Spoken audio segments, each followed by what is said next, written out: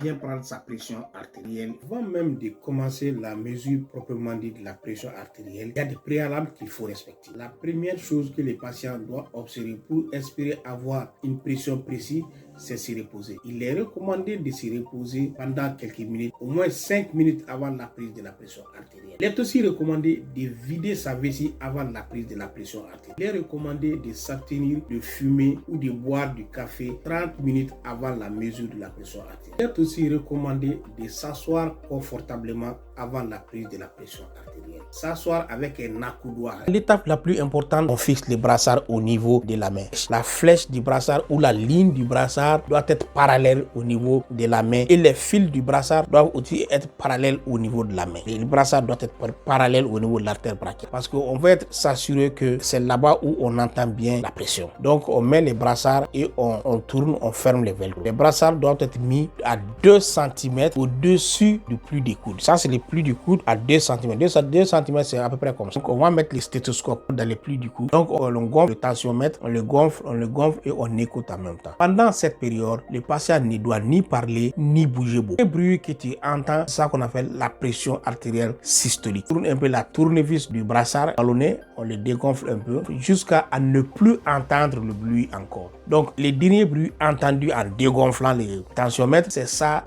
la pression diastolique. Donc, disons ces deux chiffres-là qui vont correspondre à la pression artérielle proprement dite.